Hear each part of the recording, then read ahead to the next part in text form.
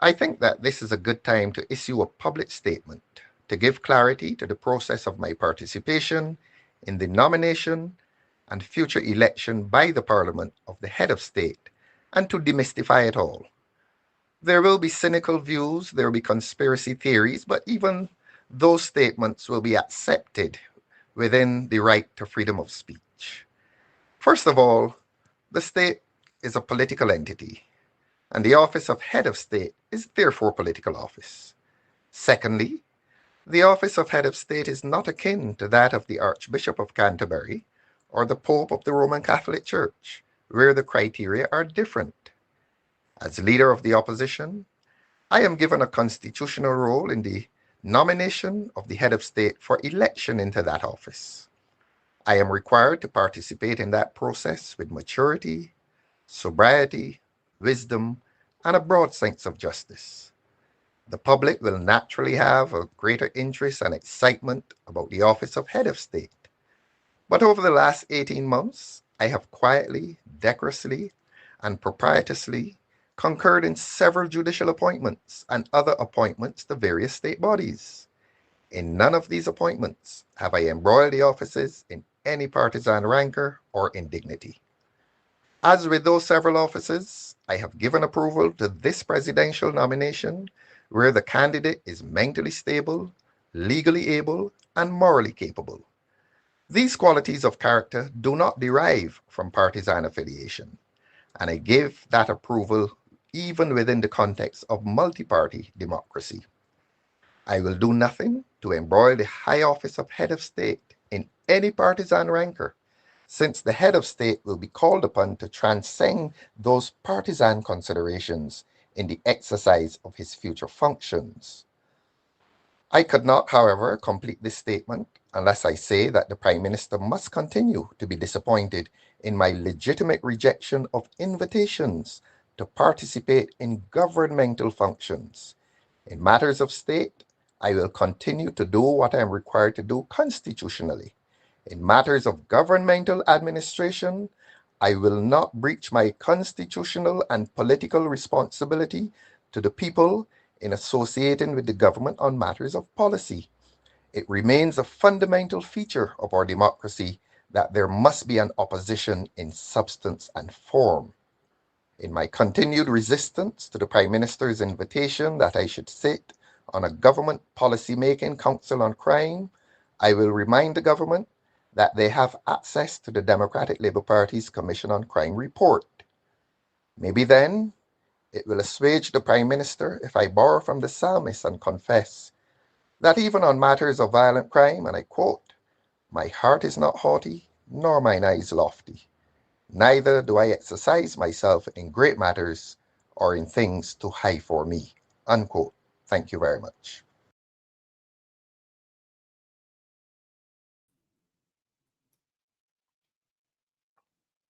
Good evening. We always do it with a sense of maturity, sobriety, wisdom, and a sense of justice.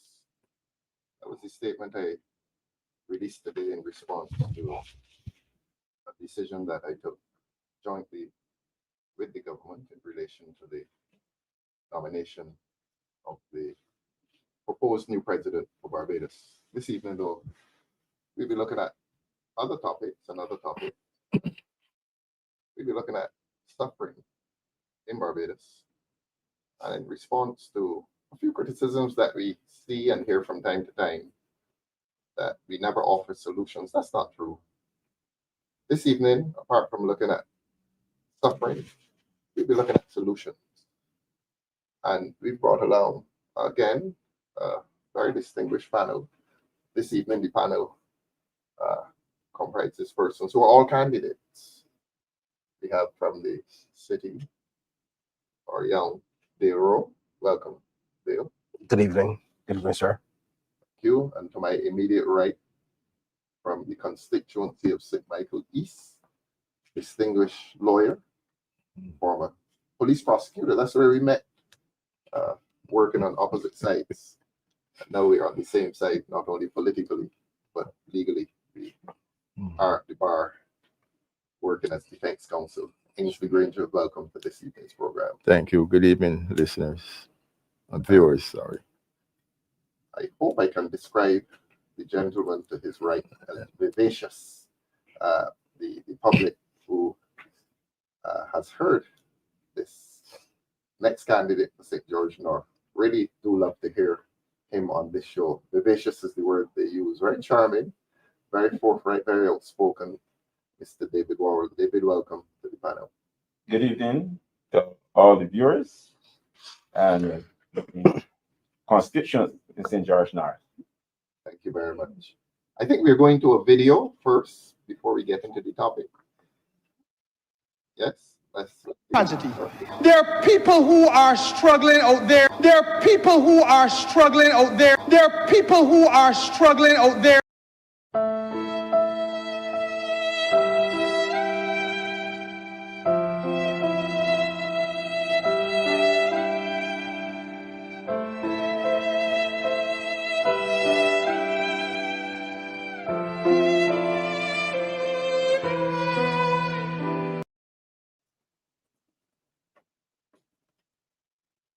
That was said in Parliament on Tuesday by one of the government ministers, a senior minister.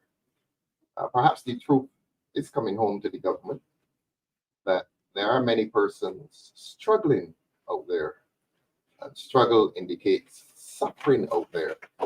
And when you get that from a senior government minister, the admission that a lot of people are struggling, we've been saying it for a long time. And we are pleased that the government is now acknowledging and accepting that there's a lot of struggle out there in the society. What is the government doing about it? If we are become a new government, if it will, we will recognize and acknowledge the suffering, but we will offer solutions. The first part of our show tonight is to identify, as the minister said, the struggles, the daily struggles that people in Barbados are enduring. And we're glad that the government has now joined in recognizing that there is much struggle out there. But the government has not been offering solutions. This panel tonight, after we've identified struggle, we will offer solutions, as we did on the last occasion that we were here. I want to introduce the subject by looking first at cost of living. Cost of living. That is something that is afflicting the lives of many, not only the poor in this country are enduring a high cost of living, but the middle class. We've heard middle class people saying that they no longer know what it feels like to be called this thing middle class. And the struggle has extended itself upwards into the middle class. We've heard the stories of the people in supermarkets who are looking at the groceries, and when they reach the cash register, they have to return some. Of course, if they meet a friendly person, a neighbor, or even a stranger, that stranger is sometimes asked to take the bill. That is what is happening in our country. And we're here tonight to identify the issue of struggle, to quote the minister, the issue of suffering, to quote the daily experience of people, and to take a look at it. Now, we have here persons who aspire to represent urban constituencies. Certainly you, Dale, you represent the most urban of the constituencies. Ensley, St. Michael East is very, very urban, suburban. And we brought along David from the rural part of Barbados. He will tell us whether the struggle there is any different. But Dale, can I come to you first? Certainly, sir. The cost of living, you canvass very, very often. You look, I so admire the work you were doing on Christmas Day last year, and most people were engaged in festivity in their houses. You were in the middle of the city, bringing cheer to little children. And it must be a life of struggle on the part of those people in the city that would have brought you there December 25th last year. Yes, sir. Let us come to the cost of living. What is the cost of living, the high cost of living? We're not going to beat around the bush. What is the high cost of living doing to your constituents in the city? Honestly, it is driving persons to crime. To crime. It is also young people, young males to crime. Mm-hmm. It is also driving young mothers to, a state where they want to use. You're talking very substance. softly tonight. Yeah, sorry. So basically, it driving mothers to a state where they want to use drugs to get Really? away. Yeah, Escape. escape. Mhm. And there are some men that also use the drugs that also escape. I also observed that it also pushing the young guys rather than you going to play cricket or football. They're pushing you to either gamble or sell drugs from a young age. So earlier this year we saw a guy called the Christmas List came to Barbados, did a vlog in the city, and you would have seen some young guys gambling. Yes. Yes. That's right.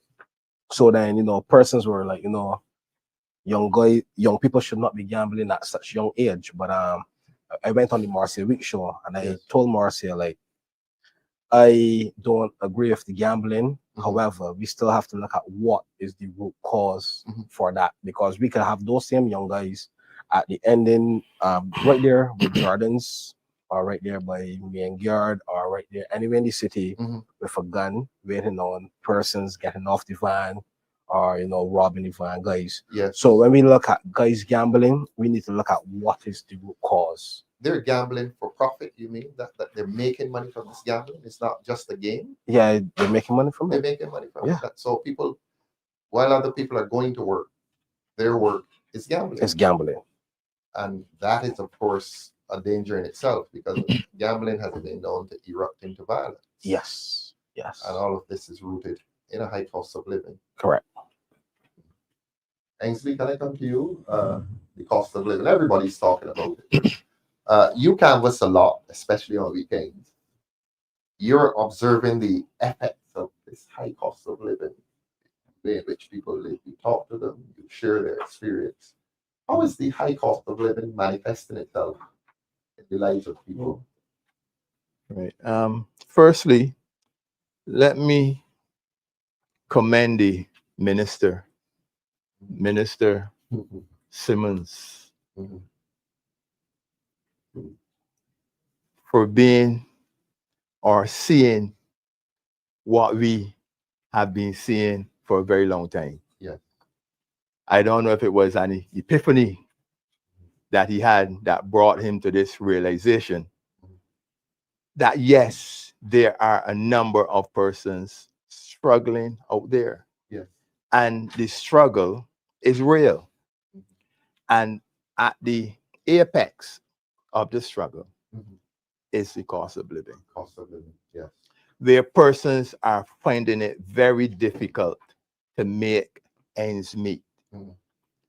And as you go house to house, it is a recurring decimal. Yeah. You're hearing the same thing. Persons are meeting it very difficult. And there, you see some of them, they open up to you. Yeah. And it is really, really difficult for a number of these persons that you come in contact with. They are living paycheck to paycheck. Some are facing eviction because they are unable to pay the rents. Yes. So it's a juggle between, should I pay all the rent? Should I get food? What about the children? And that the cost of living effect of it is, though you are working, you're still not able to make your ends meet. You can't satisfy yourself when you get your pay pack to go into the supermarket to get what you would want to say to do a worthwhile shopping, because the prices in the supermarkets are definitely too high. And I think if government wants to deal with that issue, rather than taxing unhealthy foods, I think government should make healthy foods. We're gonna come to the solutions. Okay, all right. So save that. You're sounding good. Okay, but yes, the struggle is real, It's real. Yeah. and unfortunately, it took this minister 7 years to realize. Yeah. And as he said, I want him to know that the Democratic Labour Party is in opposition. Yes. So if the people are struggling, they are struggling as a result of the policies by his government. Well, he spends most of his time in the year. I think they just came back From Ethiopia from and Ethiopia Gallipoli. on a chartered flight. That Yes. Wickham told us last week would have cost about 300,000 in either direction. One plus way. the one way. So you're up to 600 and something thousand. And then first class hotels, the very, very generous per diem. So we're close to $1 million that the government would have spent for a 3, 4, 5 day excursion. And there are people in this country suffering. David Walrond, St. George North. We've heard from the two urban gentlemen. You're seeing the signs of the high cost of living in the country, or life up there is very sweet. Very sweet. It is. We are having the sweetest time of our life. Because now the level of poverty Mhm. and hardship in Barbados Yes. is actually driving people back together.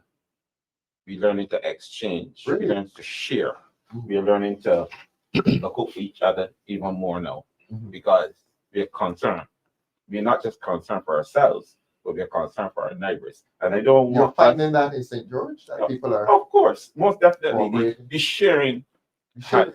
I am seeing a recurrence of the old Barbados where people share Mhm. things. Yeah. People, I mean, And you're talking about food stuff. food stuff, fruit, that kind of thing, things that we can get, things that grow around in the community. But I don't want to bring this down to a no situation where I'm on the ground campaigning and meeting people. Mhm. This is not a no situation. Yes. This is a situation that has developed since 2018, and we have to be fair. Mhm. We have to give the government credit for all the hardship people are going through in Barbados. Mhm. We cannot take it away from them. Mhm. The reality is that I meet people who say to me, look, before 2018, I could save some of my salary. Mhm. Now it's like a recurring decimal. People keep saying, I can't save a cent. And furthermore, I can't even risk getting sick. Yes. Because there's nothing in the kitty to help me if I get sick. So people are living on the edge. Yes. They're afraid to get sick. They're struggling to meet their basic needs. Mhm. Paycheck. Yes. That is where we are Yes. in Barbados. Ensley was telling us that they're juggling as between the necessities. Take some off the rent and hope that the landlord accepts less than the amount agreed so that you can buy some more food. That's happening in the country as well, or that's a city phenomenon? No. That's a Barbados That's phenomenon. a That's a Barbados phenomenon. Because I mean, the hardship is not about what is happening in the city. Mhm. The hardship is about what is happening to Barbadians. Yes. Yes. Right? And Yes. I mean, it is clear we basically taxed out of our boots. Mhm. It is clear that we have an uncaring government. Yes. That creates an imbalance where the cost of living keeps going up Mhm. and the cost to survive ain't moving. Yes. The reality is that since this government came in power, same government that was asking for a 23% hike in Yes. pay Yes. and gave a paltry pay hike Mhm. to the people and a couple pay hikes to themselves, Yes. does not understand, though they don't seem to understand, that as the cost of living continues to rise at the rate it is, Mhm. and the cost to live Mhm. or the ability to live does not match up to the cost of living, Yes. then we are going to have a very, very poor society. And remember, sometime back, a minister talked about building a homeless shelter in every parish. Yes. He'll reach his goal at the rate they're moving this country at. Yes. Yes. At the level of poverty that exists in Barbados. Yes. He definitely will reach his goal. He will. Viewers, it was not any discourtesy that caused me to introduce only 3 persons. Our 4th panelist is now here. She was not late. She was delayed for good reason. Backstage. We have a backstage here, though. We do. Dr. Dawn Marie Armstrong is our candidate for St. Michael North. And as Dawn is aware, tonight the topic is suffering and solutions. We're talking suffering here. And we've heard from David, Ensley, and Dale as to how the high cost of living is affecting people. You're a mother, Dawn, and I want you to focus on children. You've been canvassing. I saw you canvassing. You caught me. I caught you canvassing in Welgap this week. The beautiful Welgap. You can see the whole of the harbour and Bridgetown and across Christchurch. But life is not as pleasant in Welgap as it used to be because they're suffering the effects of the high cost of living. But as a mother, I want you to tell us how this high cost of living is impacting the lives of children. What I can say is, even in chatting to some parents like myself, I find that a lot of school children are going to school hungry on mornings. Going to school hungry? Hungry, yeah, most definitely. Children aren't eating. Yes.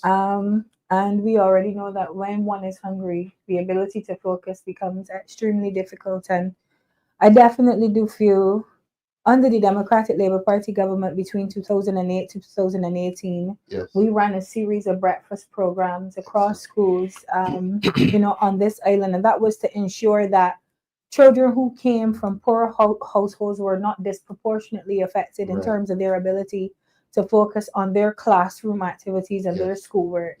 And obviously, you would know, as the party that upheld education for so many years, we know the importance of education for working class families in this country, and we know the benefits of social mobility. As you said earlier, the middle class is practically evaporating under the policies of the Barbados Labour Party. But for me, when I think of myself as a child from Bushell, recognizing the importance of education and knowing how hard my mother worked to ensure that we were taken care of, I always say, we had a good life. I can't complain about my upbringing, nor would I even embarrass my mother to say, oh, I had a hard life and my mother could barely make ends meet. My mother worked hard. And she did everything that she could for us. And I feel like in 2025, hardworking mothers are working extra hard and still can't provide for their children in the way that they should. And it's really heartbreaking to see that children 10, 15, 20 years on, even though the policies still do exist for free education, and even though social mobility is still there in principle, it won't be a reality for children in this day and age because they don't possess the ability to tap into the resources that are presently available, just because there is a breakdown in the systems that are to provide for our children at this point in time. And I think as a parent, I get fed up when I hear all the blame, for societal troubles, and, when children go astray, or, when they find themselves, being at risk. Oh, it's the parents. Oh, they're bad children. But in reality, parents don't have a lot of support in this country either. And the state really should be supporting parents. And I'm not only speaking about, going into welfare and collecting a check. I believe that community centers should be utilized to run programs to support parents at times like these. We're going to come to the solutions. That's all right. But come to the solutions. Dr. Wickham came here last week, Elvis Wickham. And he was giving us a medical assessment as to the hungry child leaving home.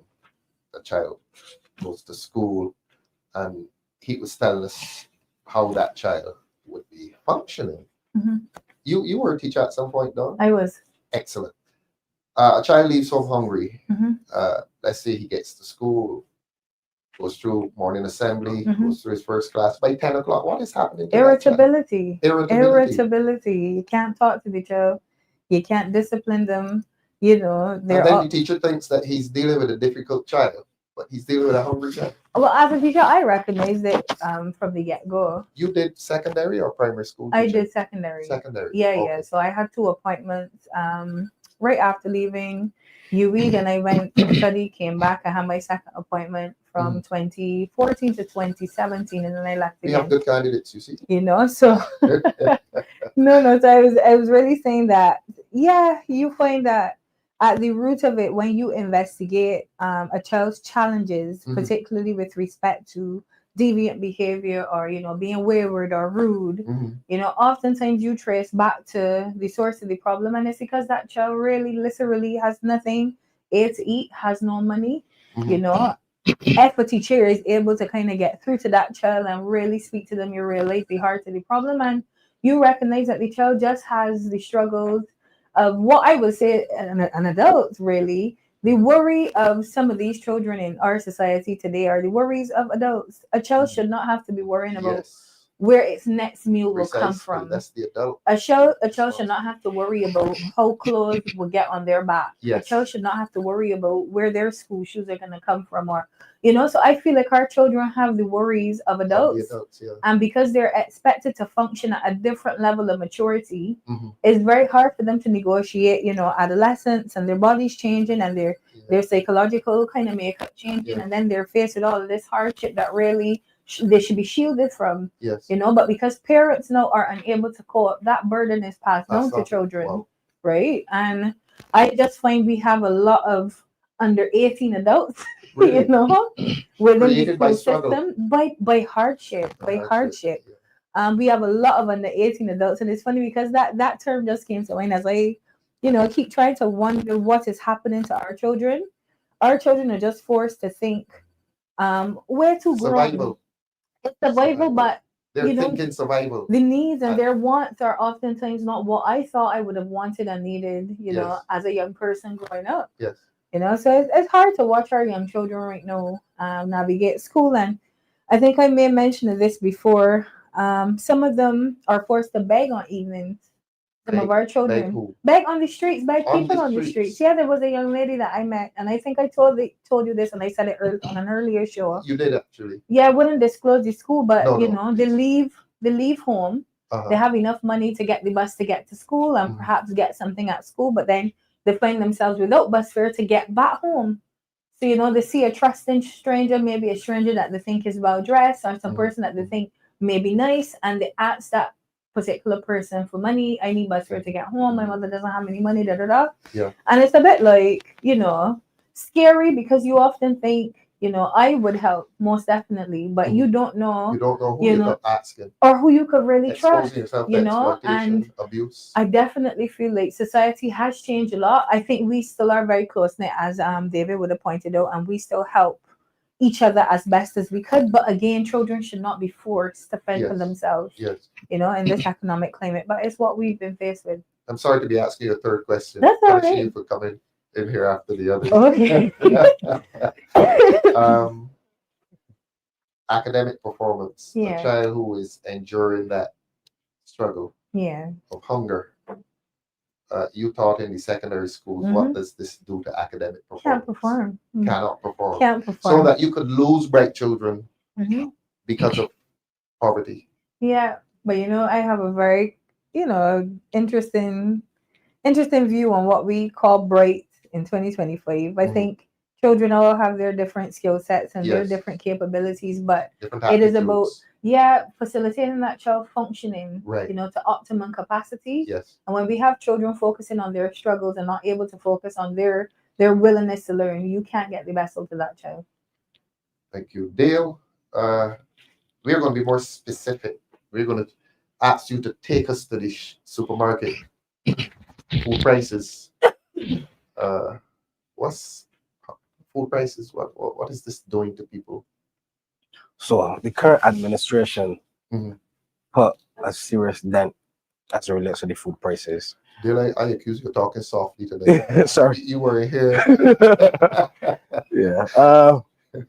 Maybe it's the chair. Yeah, maybe it's the chair. You know, so the current government put a serious dent as it relates to the food prices when they would have implemented the 2% minimum wage increase. I see. So when I say that, Yes, please. we have single mothers that were working 40 hours at $8.50, Mhm. which would have rounded off at $352 a week. Yes. Then after the 10%, after the 2% increase, Mhm. they moved from $10.50 an hour. They're Mhm. now currently working 24 hours, which giving them approximately like $252 a week. So it moved from 340, Uh-huh. so 850 by 40 hours Yes. is 340 a week. Yes. And then the 24 hours by $10.50, giving them $252. So after taxes, Mhm. you're working 3 days a week, $10.50 an hour. You have rent to pay at $175. Mhm. You're left back with approximately $77. Mhm. How can you survive? Okay. So these currently mothers, single fathers, Mhm. pensioners, fathers. yes, Mhm. you know, pensioners, those persons, they are really struggling, as it relates to the cost of living. When they go into the supermarket, how much can you get with $75? How far can that stretch? Okay. Especially if you have 3 mouths to send to school. Yes. I've heard of the supermarket lines and people nudging each other quietly and asking for help with their bill at the cashier. Anybody has experienced that? Anybody has seen it? David, you've seen that? You've heard of it?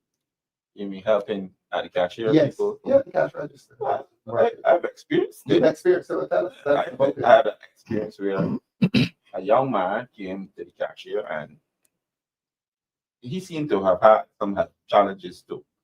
Mhm. And what he took up went way over what he had. Yes.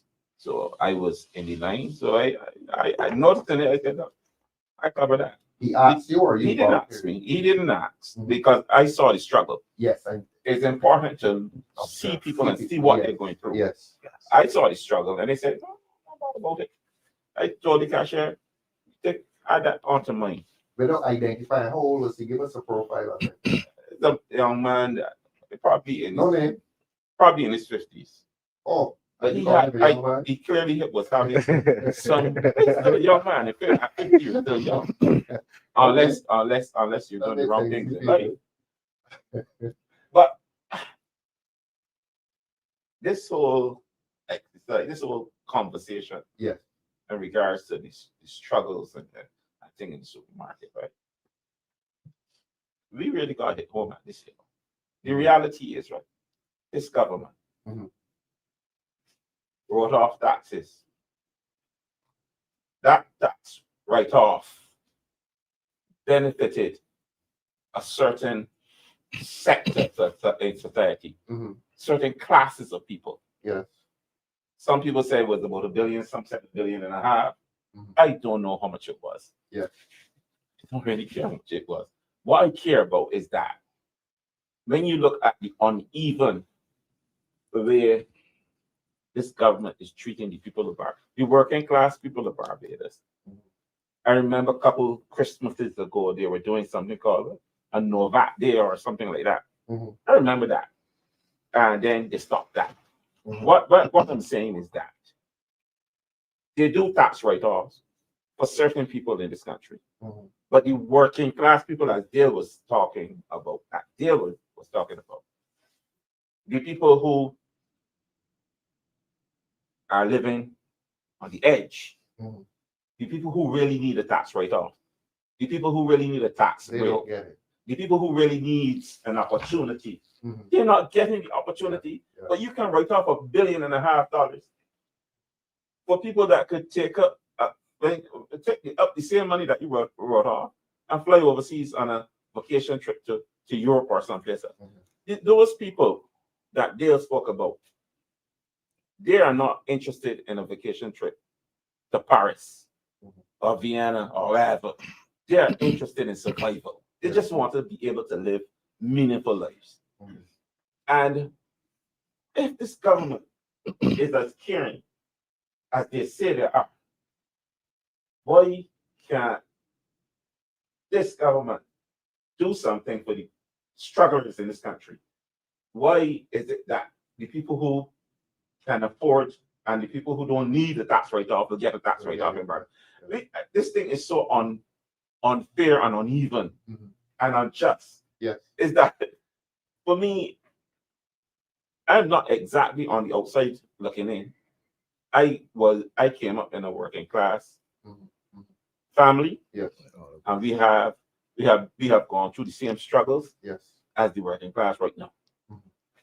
So I know the stories Mhm. personally. Mhm. I get very emotional Mhm. in a different way Yes. when I see things like that. You get When angry.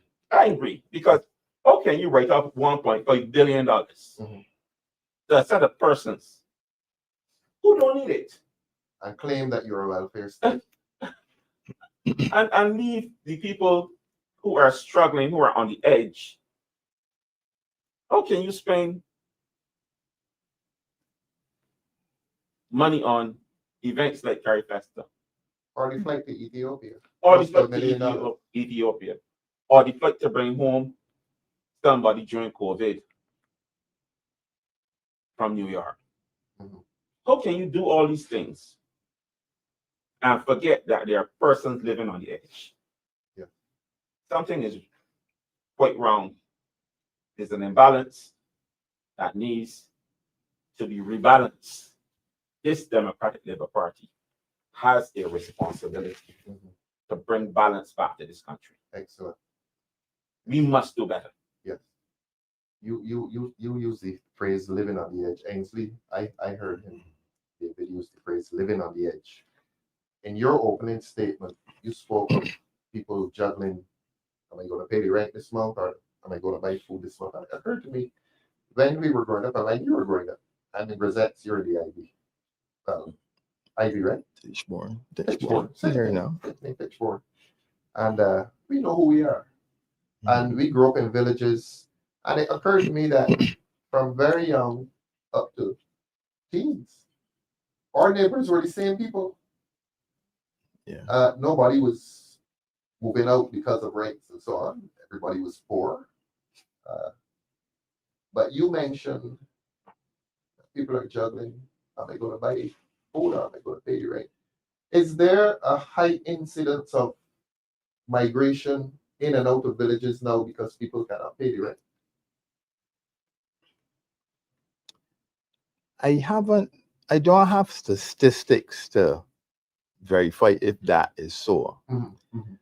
What I can say is that there are persons living in some of the districts Mhm. who were from other districts Right. that have come in.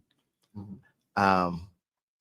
But what is noticeable Mhm. or what was noticeable from the canvas Mhm. is that there is the persistent struggle. Persistent struggle. I like that. Persistent struggle, Mhm. facing household after household after household, Month after month. and month Persistent. after month. It just Doesn't get any better. it doesn't get any better, Mhm. right? You come across persons who will say, well, look, this is my salary before tax. Mhm. I have a loan, I have rent, I have a young child or two. I can't do this. I pay a credit card just to use it back. Mhm. I pay this card just to use it back. Yes. So it is, as the money comes in, it goes, and you like just let me put $20 on Waldron's account just to use it back in the supermarket. Yes. When I get some money, I will pay on that again and use it back. So that is what families and households are facing today. Today, it is hard. And Dale mentioned about the minimum wage. Mhm. I think what we need to do, I mean, you say you want to come to the solution, but Yes. I think this Second. is right. It needs to look now at a living wage. Like the English, I think. A living wage. Yes. What is it that will cause the wage that will cause a family to live comfortable. Mhm. After that, you are wherever you are. Mhm. Because if you're going to increase the minimum wage, Mhm. and after increasing the minimum wage, you increase national insurance. Yes, And then the employers are cutting back the hours. correct. Where are you leaving, or where have you left that person? Still exposed. And the government isn't protecting you. Not The government protected. pretended that it was protected Yes. in the first place and boasted about this. You minimum came wage. in, you cared, Mhm. but the reality is that care for who? Yes. Dale, I'm going to come back to you. We talked about the supermarket. You took us to the supermarket. Ensley spoke of housing. You're the best dressed man on the set. Thank you, sir. Dolly said man, the best dressed man. How the families coping with clothes and so on. They buy them here, they're getting them from overseas, people sending clothes back. Let's investigate the real crisis that is afflicting the lives of people in Barbados. The real crisis, sir. Yes. Back to school. Back. That's what I wanted to hear. Back to school. That late August, September period, Yes, sir. anxiety. How am Yes, I sir. going to get this child back to school? Yes, sir. What's happening there? After this week, we had to donate some bags. A lady from the constituency, she went to school with me. She called me. She said, well, Bill, somebody reached out to I her. think the director wants you to talk a Yeah. little louder. Oh, so true story. Earlier this week, one of my colleagues attended Lester Vaughan. She called me. She said, well, Bill, a guy tried to reach out to me. Don't mention school. Yeah. Please. Sorry. A guy wanted to reach me so that he can get some assistance. So she purchased 2 school bags and give it to him. And then she called me and said, well, Dale, the guy needed to reach you. However, she dealt with the situation. This is what it was. When I reached out to the guy, basically, there are so many people in the city and in Barbados that cannot afford school clothes, bags, and also to buy the primary school books. When we speak about the clothing, we have to really look at a shirt, one shirt for any school is like $50. $50. We need to look at that from a. I know it's not a happy topic, but I think the director wants you to talk a little louder. Yeah. So when we look at cost of living in August, there's 62 hotels in Barbados, registered hotels. We have over 5,000 employees. And out of those 5,000 employees, 5,000 in the hotel sector.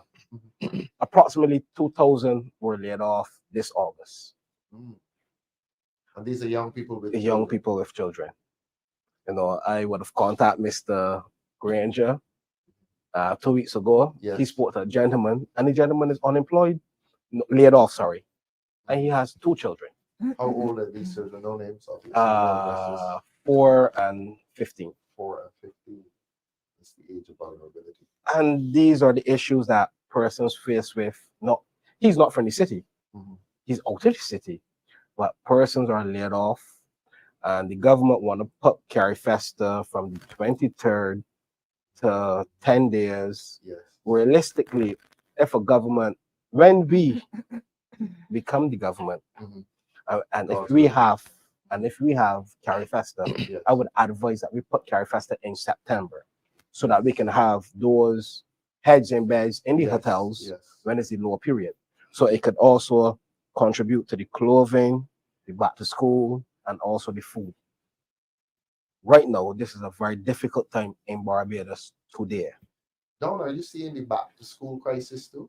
Most definitely. I was thinking, I saw a comment from Lucinda Aline on the screen. She mentioned persons asking for rooms. Yeah. Let's acknowledge Lucinda Person Aline and say asking thanks.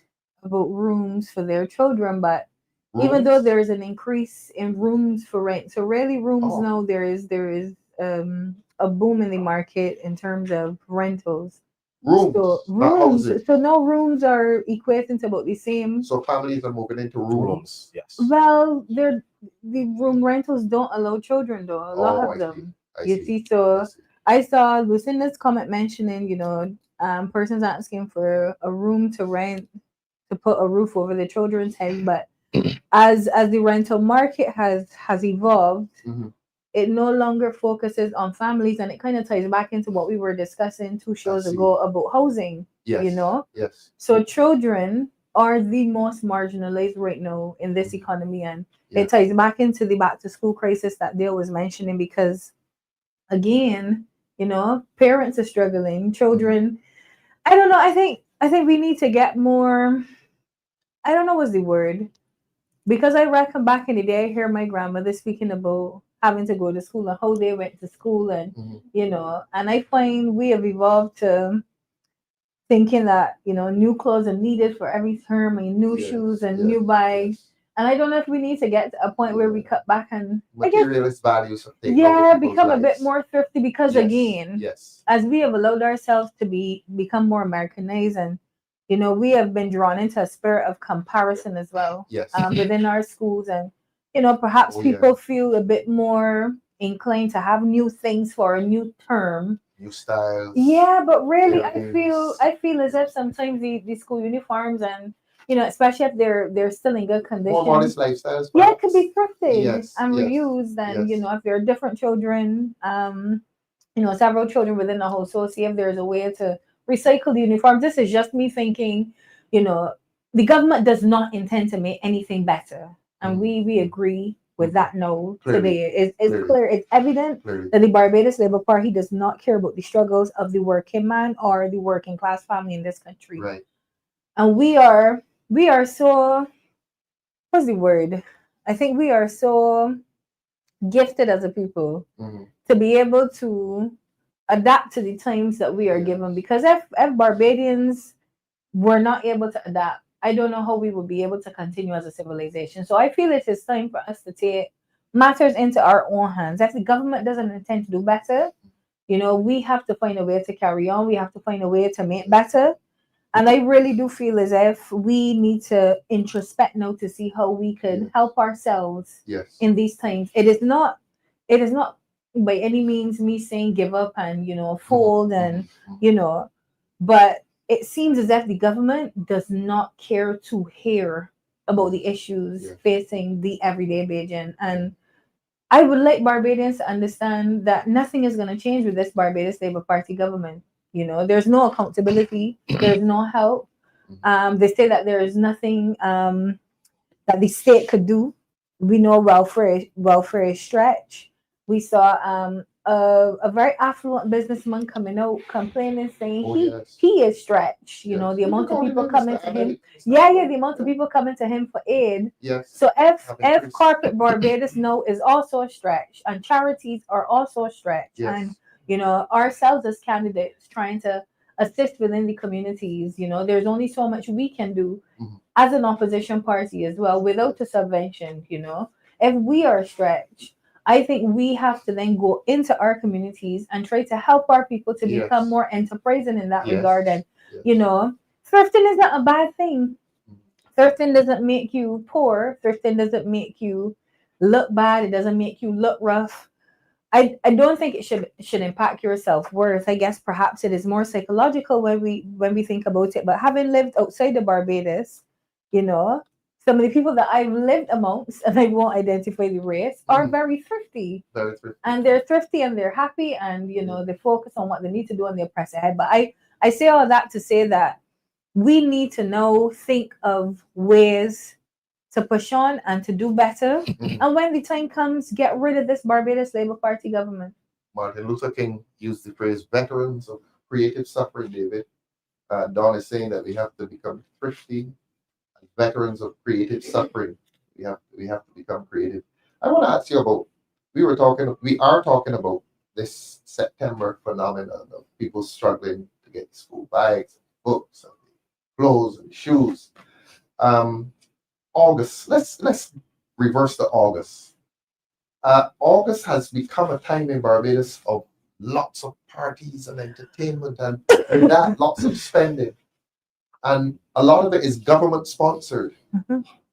And I'm wondering if people's struggles are not related to being trapped by this the festivity of August. In our day, the only festivity was Christmas, really, probably the excursion. But you find that people are trapping themselves or being sucked in by the August festivity, and then September comes and they can't look after the children. What is August doing to the children and to families? Because everybody wants to party, everybody Really wants want me to to be tell you? part of it. Yes, please. This is a government of distraction. Distraction. This government does things to distract the people in this country. Mhm. As a teacher, I saw this coming a long time ago. You were in secondary or primary? Secondary. Secondary, okay. And like Don, among ourselves, sometimes we try to help the situation. Mhm. I did in my time. I had a relationship with the canteen owner, and I noticed that when on mornings, Mhm. children come into the classroom, they can't focus. And I know what the situation because I have conversations with my children. Mhm. Mhm. So normally, what I say to them, when you come and go by the canteen, Yes. get something, and I spoke to the canteen owner. Mhm. And you pull your pocket for that? Of course I did. Because Yeah, I've my heard of children. teachers doing this. I'm not I'm sure. glad I'm to not receive sure how your many personal teachers testimony. did, but I did it, Yes. and I'm happy for doing it. Yes. And sometimes I broke the rules. I allow my children to eat. And you're In the calling them your classroom. children. They're my children. Yeah. I allow them to eat in the classroom. Mhm. I ask them to do it discreetly because they have respect for my principal. Yes. And I allow them to eat because I understood clearly that these children They're hungry. could not focus with their stomachs talking back at them. This is something that's happening a lot within the schools, David. And I've heard of it. You're the first person who has come on this set and given personal testimony of helping to support children financially at school, buy their lunches. How widespread is this across? I'm not sure. What I'm saying is that this happened back between 2000 Mhm. and 2007. Yeah. So this was way. That's when you were teaching. That's when I was teaching. Yeah. This was way before. That's way before this time. Yes. So as I know it's still happening. it started happening long ago. Yes. But I'm going back to the fact that this government is a government of distractions. Mhm. Mhm. Nobody wants to say it, but I say, you have a government. Some months you get this loan for 150 million, this loan for 50 million, Mhm. then another loan. Mhm. You get some grants thrown in, Mhm. and all like no. I would really like to know what all these loans have done in Barbados. There's no physical evidence Yes. of where these loans that I have seen over the last year have gone. I am totally confused as to some weeks we received 2 loans, Yes. That's true. and the people in the community saying, well, these people boring.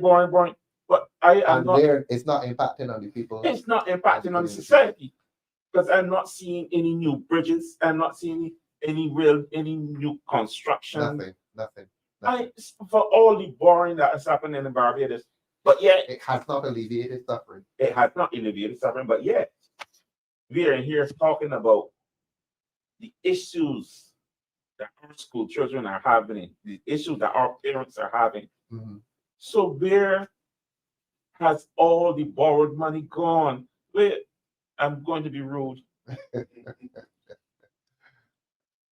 We talk about borrowed money. We still need some accountability for the garbage and sewage tax. We still need some accountability for the fuel tax. Mhm. All these different taxes, so many taxes. Mhm. But yet, the schools are so neglected. The marginalized, working class people, they know they're rejected. They know they have been neglected. Yeah. They're feeling it. We need some answers in regards to these loans. Mhm. we need some answers in regards to these taxes. Yes. There are too many taxes that are unaccounted for in Barbados. There are too many taxes in Barbados that nobody can bring a balance sheet and say, well, this is how much we collect, and this is where it was spent. All right. Wait. But Yes. comrade, what coming off of what David had said, what is really ludicrous? How can we be borrowing so much, but yet to be begging for $100,000 at the hospital? We literally begging. We're going to deal with economic, financial, and fiscal policy another time. I want to come to crime. Ensley, I'll come to you on crime. Let's leave cost of living for the time being. I think everybody accepts that the cost of living is producing great struggle in Barbados. Crime is touching all of us, whether directly, but haven't touched any of us directly. We haven't been shot or robbed, but we are victims in terms of the fear. We park outside there and we are wondering if we leave here safely tonight. Help us, please, God. Crime, Ensley. How is, and we are talking about suffering. You were a police officer. You were a prosecutor. You're now a defense lawyer, so you are in the middle of this thing called crime. How is crime affecting the families in Barbados?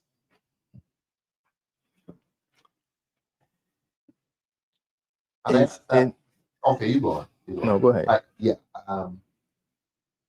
We canvass, and we make light of it, but I say to you sometimes, boy, after 6 o'clock, I don't think I'm knocking because somebody will think that it is the wrong person. Some time ago, you'd be able to do like 7:30. You do 7 because people would go and watch the news on CBC. But now you have to stop canvassing, especially not this time of year, 5:30, 4 to 6 when it's getting dark. But we're not talking about us. What is it doing to families? Families are going in earlier in Barbados, locking themselves in. Yes, families But that's suffering too. are going in a lot earlier. People are fearful right now. Yes. People are in fear. Being out late, and late is they're called late now, like 7 o'clock. Yeah, when it gets dark. Right? When it gets dark. People are in fear as a result of the crime, the prevalence of crime. And so that in itself has caused families to lose the family comfort, as one would say, where we don't feel now like being out. Sitting on the front steps. Yeah. Playing in the street. Because we see what happened to young children in front of their houses being shot. That's right. Right? Nelson Street, the Silver Hill, what have you. Yes. So this prevalence of crime that is wreaking havoc throughout Barbados today, it has a negative effect on families. And negative too, not only just in terms of people being becoming more secluded in their homes, but also it is or has taken away in some instances, or in most instances, a breadwinner from the family, right?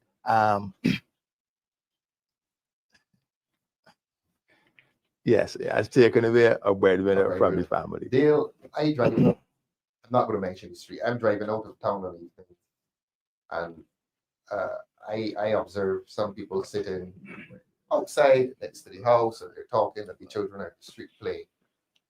And this is your constituency. And has crime affected that form of social life? Is there in the city, in your constituency, a desertion of the streets? Are there streets that used to be well populated with people just sitting down, chatting, having a good time? And has there been a desertion of the streets?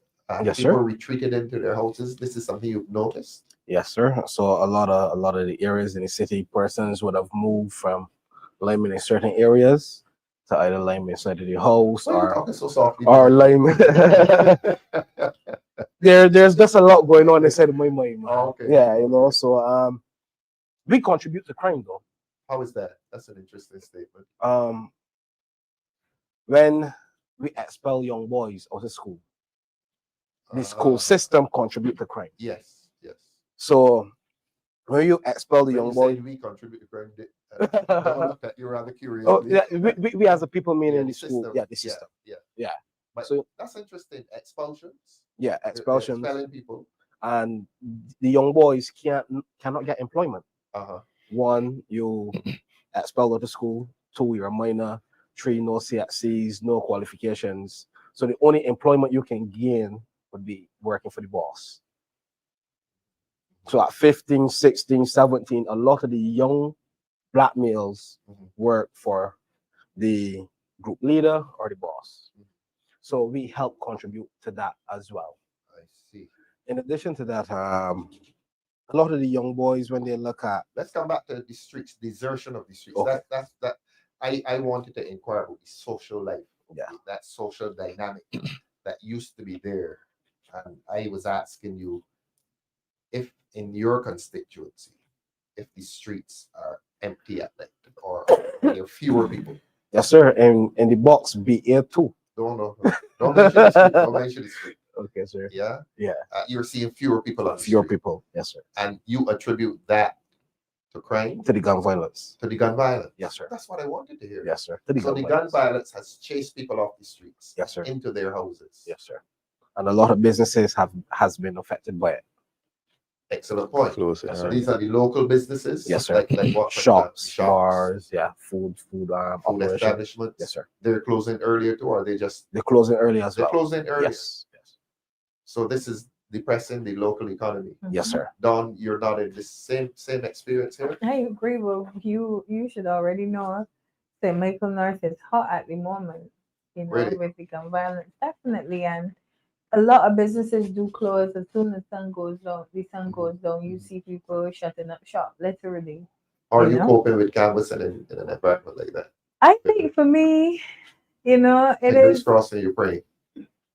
fingers crossed and I am praying, yes, but you know, this is Barbados, no. Yeah, And yeah. you have to adapt and you have to go with the ebbs and flows of, you know, what society throws at you. Yes. And I saw a comment earlier, and I guess persons Feel free would to read them. Interrupt us definitely. and read them. I think some would see them as negative, you know, this critique that, oh, you know, it's been the same under both governments for years. I could tell you for a fact, Mr. Pyle, it is the absolute worst under this Barbados Labour Party government in this present day. No, it's a different climate. We now. are in It's a different climate. unprecedented times. Yes. I can tell you for a fact. And I could tell you when men who traditionally lame and you know commune, because Yeah. we have this thing where we say boys on the block, you know, that's a community in itself. And I don't discriminate. I am not going to say that men finding commonality and experiences and choosing to stay in a spot and build their own community, I will not you know, stigmatize them. What I will say is that when those men say that after a certain time them going inside too, Really? you know it's a problem, you know. So I get kind of annoyed when people use these issues now to volley back at the Democratic Labour Party to say, well, you know, back in the day it wasn't the same, it was the same, and you know, all two governments are the same. They're absolutely not the same. And I always encourage people, please go and read the constitutions of both parties. Look at the principles of both parties. Look at the values of both parties. They're in direct contrast, right? So you could look from 2008 to 2018, and I tell people all the time, in the 10 years that the Democratic Labour Party held government, social programs were at an all-time high. Every All-time high. an all-time Give high us the social years, programs. give us the years. For me, being in Barbados at the time and having experienced it, and I could only speak to Bushall Community Center. Right. there were programs being run for needlework, programs being run for hair, programs being run for persons who wanted to learn trades. Do you know the name Tyrone Chapman? The name sounds really familiar. You know, Tyrone was a pillar in the Bashal community. You know, so and I'm so speaking to even traversing down to Deacons then during this time when I had a bit of time playing volleyball. There was always something going on at the Deacons Community Center, be it computer classes, be it all of the community centers were functioning. Now we closed all that down. Yeah, we have highlighted the fact that under the Democratic Labour Party, community centers were functioning. There were programs that young people could engage in. I felt like over the years, the younger children probably were the ones who may have been overlooked because socialization was left more so up to the family. Yes. But oftentimes now we recognize that we need to target younger children with respect to social interventions. But you cannot say that between 2008 to 2018 that there was not I would say an exceptional level of social engagement for all groups. You know, everybody felt involved. Now old people are running scared because they're the most vulnerable. They're prone to attacks. You know, they're weak. You know, people say, oh, they got the pensions, they don't live the life, they ain't got much to do with money. You know, everybody has to be living in some form of fear because it seems as if the human body is the most disposable thing in this country at this point in time. And there's a lack of regard for it. Particularly with this Barbados Labour Party government. You mentioned, Walrond mentioned distraction. You're always mentioning the revelry. And in my mind, when I think about the crime, it all comes back down to the human body. And it feels as if we are disposable. As a country's greatest resource, we, the humans, the citizens of Barbados, seem to be the most disposable persons at this point in time. There seems to be a lack of regard for life in this country. Well, let us say to our viewer who expressed the view that you quoted, let us tell him that the crime now is more brazen. There's a certain gas station I pass by on Saturdays when I'm running a certain errand, and I used to stop in there and get some things. And I don't know, I'm sorry, I'm not going to mention it obviously, but that's a gas station where they had the Sunday morning execution. And then there's the other incident where the fellas were shooting off at 2 o'clock on Sunday afternoon, David. And then we've had some other murders on Sunday mornings. And this is unheard of in Barbados. Certainly, Ensley, in your time, the crime, like your time as a police officer, your time as a police prosecutor, the crime was mainly, the violent crime was mainly at night. We'd wake up the morning and hear that something happened at midnight, 2 o'clock. But now, 9 o'clock in the morning, midday, 2 o'clock. So it is more brazen. It doesn't matter the day, nor the hour. The day, nor the hour. Nor the hour, right? So you would confirm, based on your experience as a former police officer, former police prosecutor, that it is more brazen now. It is more in our face. It is more brazen now. The prevalence of guns now. What was then compared with now? Well, you heard the chappie on the radio yesterday. But yes, I mean, he use our guns. He said we have our guns for other people. But then we look at it. Yes, there were persons were held for unlawful possession of firearms, but not to the magnitude as is right now. So the level of gunplay, activity, and the presence of guns in this society is real cause for serious concern. I almost said something, but I'm going to leave that. Let's go to Shirley. Shirley said something very interesting. You're moving them so quickly. Yeah. Don't read what Shirley is saying there, or you can't see it. I can. Okay. I'm farsighted actually. Okay. I remember coming home and going out at night. No. I remember coming home and going out at night. Now I have to be holed up in a hotel watching TV or looking at the cars driving by. What a waste of money. It seems as if Shirley is a visitor to the island. Oh, this is unfortunate. Because I felt like our nightlife, you know, as a person who I guess Yeah, let me not be disingenuous. I really don't go at night that much. It's the So, me saying guns are I no was more gonna readily say- available than a bag of salt brain. So I was reason gonna- why Yes, why tell us, this tell us. is because, again, like I said, the unemployment for the young black males would also be employment for these guys. When I say employment, meaning the bosses want shooters or hitmen. So people paying these young men to commit these serious crimes. These young men taking mollies during the day and pulling these triggers during the day. Don And that is is the real. squeamish. No, it's the reality. It's the reality. It's the Don. reality, and It's the reality. and the Morley administration will focus on him. There we are. Him don't solve crime or can't stop crime. You know who think it's gonna go after us? Us, yeah. We gotta stop on our way to work. Drop off the car by the tip man. How much they charging? That they just know. How much they charging to remove the tip? I don't know, but I keep it on mine.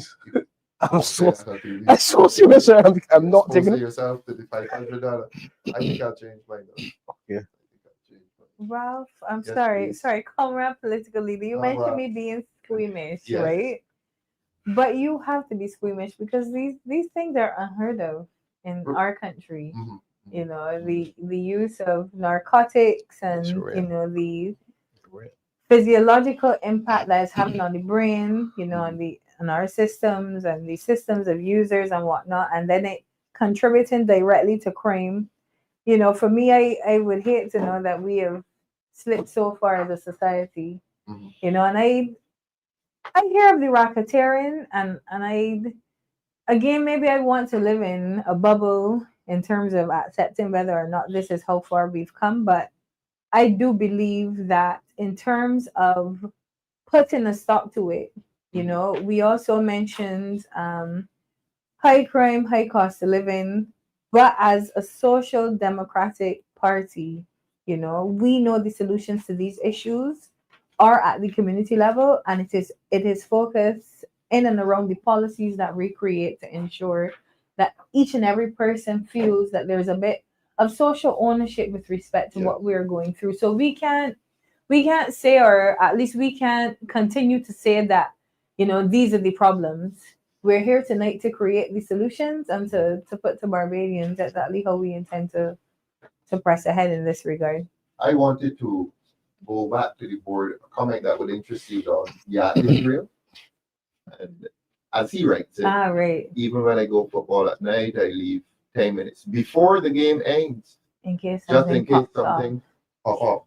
That's Hmm. he means just in case shooting begins. Yeah, I think that's what he means. And it's because Yeah, so the As you night are. football, even the night football, is being destroyed by violence. boy, And you've had some very interesting views on the football tournament, the Prime Minister's Cup. I have, but Worth repeating. I do, but Is it a again, solution, Don? The Prime Minister's football tournament? I think we run the risk of again discriminating because of the persons and the communities within which the football is being played. I do think that there is an element of counterproductivity, and it was really interesting hearing what is he called, the project manager? I heard it on the radio. I thought it to be so the project bizarre. manager. Yeah, he He was on this radio. week or last week. Yeah, asking for more corporate buy-in, and then he said Yes. something so weird. You know, if the prime minister changes, we still. And I thought if the prime minister changes, but this cup is about he the prime. did say that. It was He did say that, bizarre. yeah. And then Do you think the prime minister will change? Interesting comment. You know, Made another interesting comment when she said if the guns come out, she's going to stop football or something. yeah, and again, it is actually a case where But you're stereotyping people. yes, they're stereotyping. They're bringing a stigma Yes. around the prime Yes. minister's And cup. So where now you probably reintroduce the cup, because everyone knows that the Democratic Labour Party was the party that introduced the football in the first place. The Yes. current administration just rebranded it and called it something else. But what was supposed to be this community-driven effort to, identify talent within communities and everything else. And we gave them some lashes last year. I was surprised that they came back this year with it again. What you are doing now is actually bringing a national stereotype, a national negative stereotype to the football. And what that will do is cause people now to stay away.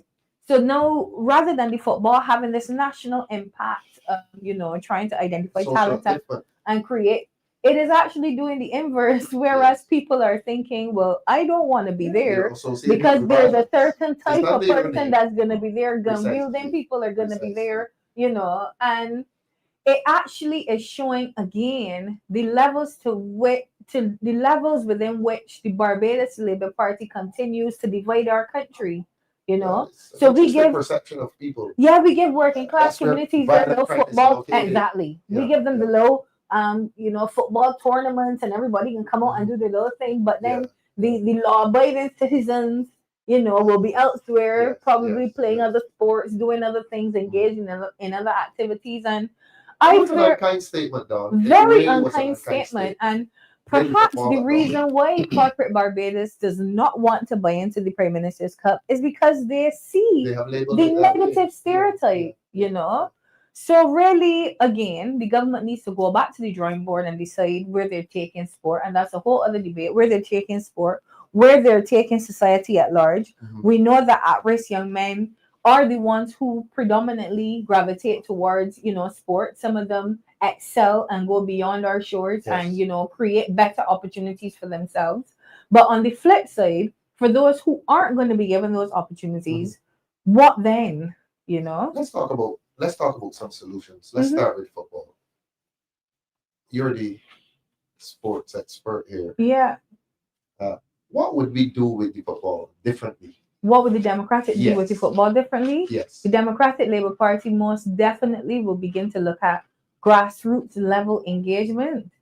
Because technically we are now focusing on what one would call, I guess, national level players. So players between the ages of maybe 18 to 35, 18 to 38. Where would your focus be? My focus would be definitely identifying that talent within those teams and looking at the communities to see who are the younger players that can come as a result of the Prime Minister's Cup. So if we are speaking about continuity, there must be, I would say, a conveyor belt of, players coming in, going out. I do believe that there needs to be greater stipends for players. The money is not enough. Would you have it parish based?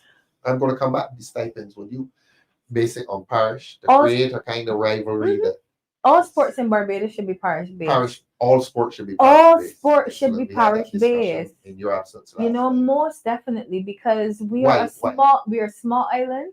Even though there are communities within parishes, I definitely feel that we can get to a point where we can find persons from those communities to represent their parish the same way that we find persons across the country to represent Barbados. And it would be an interesting rivalry. It would be. Did not somebody do a parish base? There was a parish cricket tournament. Oh, cricket. Again, under the Democratic Labour Party was very successful. Oh, was it? Yeah, the C.O. Williams parish cricket tournament. 30 overs, I think. It was 30 overs, I think. Or something? It wasn't table, I don't believe. That was wonderful cricket. That was wonderful cricket. It was? Yeah, wonderful. It was a wonderful. I think the Democratic Labour Party has the best initiatives for community and sport.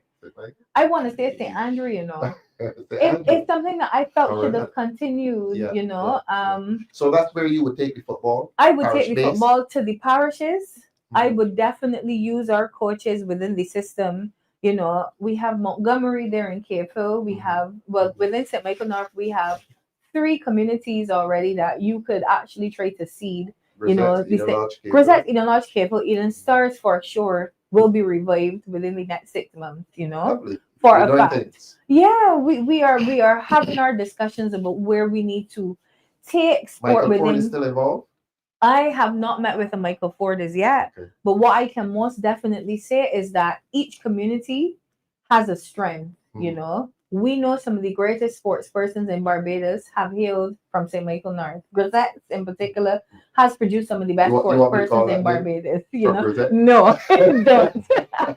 Nonetheless, we are seeing now, the government continuing to fumble, the opportunities that it is being presented with through sport. Look, Gregory Armstrong is the first cricketer from Grisettes to play for Barbados. You Right. can't stop me from calling You that. mentioned that. That's fine. Nonetheless, I definitely do feel as if we have to take up and pick up the slack that this government has left behind. But because you charged me tonight, and I digress back to our children, and I think this is the solution that has been sitting on my chest for the last few weeks when I considered, children going to school hungry. So in the UK, there's something called a 5 a day. Where you could go into the supermarket and things are labeled as something that's important for you This to is have a solution in relation to the hunger to the hunger that's being fixed by our school children. No, we heard. We're going to come back to the sports though. No, that's fine. We definitely will. We Yeah, heard that's the MP for St. George North speak about businesses not spreading the profits out and basically calling businessmen selfish for not wanting to give back to the community.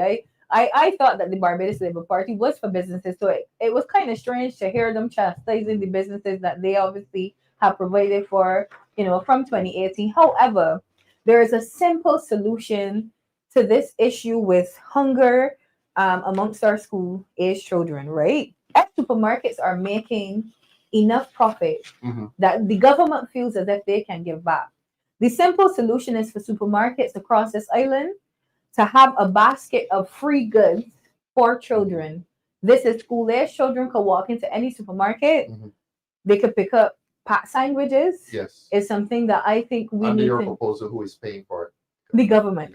So the government will broker a relationship with supermarkets across this country that students. So it's not a gift from the supermarket. It is not a gift from the supermarket. It will be paid for by the government. But because supermarkets are so easily accessible, supermarket shops, gas stations, it could be worked out in such a way where it is a breakfast. A breakfast. So it will be. Our proposal last week was different though. Dale's proposal last week was different. Where you going? No, so that's fine because we are intellects within our space. Dale was saying, right, Dale, that we do the breakfast at school. At the school. All of the children meet in the mess hall. That's what we called it. Yeah, we would use the similar point to Dr. Armstrong. This time we would just get the hotels involved. So we, like I said, we have 62 registered hotels under the CSR, which is the corporate social responsibilities. Once we implement the hotels, usually the hotels show away a high percentage of breakfast every day, because when they set at the breakfast buffets, they would then have the occupancy at 80%, 90%, all depends on the occupancy. Those persons, they come, they eat, staff would also get some of the buffet, and then the rest will be dumped. So before we dump them, we can then prepare these meals at 5 a.m. because they haven't like chef. But it's served in the school. Served in the school. As opposed to Dawn's idea of the child going to the supermarket. And I would state why I prefer it to be the way I am outlining, because. So you're disagreeing with Dale? Not disagreeing. No. There is a way to do it. So what you don't want is people seeing these children who are in need of breakfast. That's why having the breakfast. We were saying last week, we do it in the schools. All children of all backgrounds sit in this mess hall and eat. There's no discrimination. There's no stigma. There's no going to the supermarket to collect your package. No, so it's not You're going at the mess table in the mess hall. And all the children of all backgrounds eating together, praying together, singing the hymn together, singing the anthem together, and dining together. Right. With no stigma attached. You're not going to the supermarket and collecting your package. But it's not even and taking time off from school. You're not taking time off from school. No, we want it done in the school. I suppose, but I also think too. So you give in to these gentlemen here on that proposal? I think I do to some extent, but what you guys are implementing again has to come from the Ministry of Education, has to be passed. I'm thinking about tomorrow. So literally, we want this crisis ended now. You know. Well, they're not going to listen. Starving children. They listen to us, but they're not going to implement it. Starving children, I could tell you for a fact, is the greatest crisis right now. Across communities in this country. So I'm thinking short term, provide this basket of goods, children going, they could grab a fruit, a juice, and a sandwich, a prepackaged sandwich, you know, whether you gotta live near a supermarket though. Pardon? You have to live near a supermarket or I suppose I see enough children at bus stops on mornings, you know, commuting to school. So I'm just thinking in the know, the suffering. Immediately. It hits me to my core. Mhm. You know, the suffering of our children, and I love the idea that was presented, but we know that is, you know, when the Democratic Labour Mhm. Party takes Mhm. government, that is something that takes will be planning and effective. building. I am saying no, the government has come down on business owners and supermarkets saying they're making enough money, they're not spreading it. This is a way that they can spread it. If we are serious about ending, you know, hunger for our children at this point in time. Yeah.